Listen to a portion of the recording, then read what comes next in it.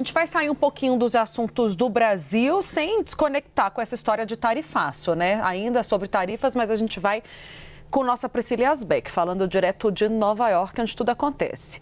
O Brasil conseguiu formalizar a abertura do processo na OMC. Informação que foi adiantada pela Priscila Yazbek na CNN Brasil.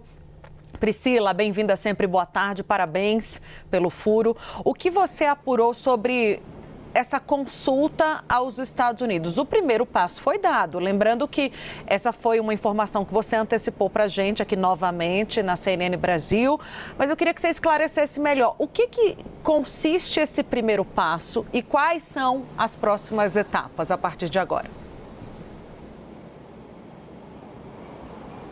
Oi, Tainá, boa tarde, Uribe, a todos que nos acompanham. Muito obrigada, Tainá.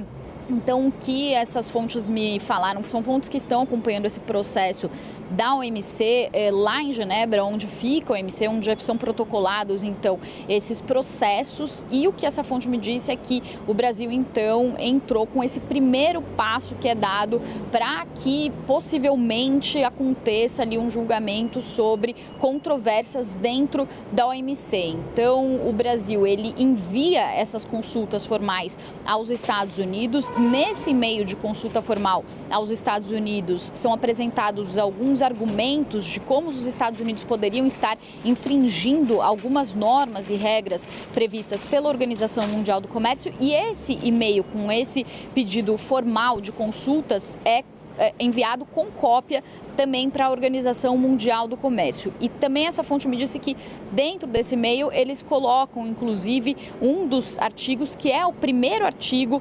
do GATT, que é aquele acordo de livre comércio que foi firmado entre diversos países em 1947, no pós-Segunda Guerra, e que inclusive é o precursor da Organização Mundial do Comércio. Então o governo brasileiro cita o tratamento geral da nação mais favorecida, que é esse primeiro artigo do GATT, para fazer as suas argumentações e para falar sobre o tratamento injusto que os Estados Unidos estariam dando ao comércio com o Brasil. Esse artigo 1º, então, do GATT, ele fala que um país ele não deve dar um tratamento diferenciado para um certo país, isso sem fazer algum tipo de acordo ou sem que isso passe pela aprovação da Organização Mundial do Comércio. E aí tem outras normas também que o governo brasileiro argumenta que os Estados Unidos estariam infringindo, e esse é um primeiro passo, então, para esse processo formal dentro da Organização Mundial do Comércio. Depois disso, depois dessas consultas, é estabelecido um prazo de 60 dias para que haja uma conversa entre autoridades americanas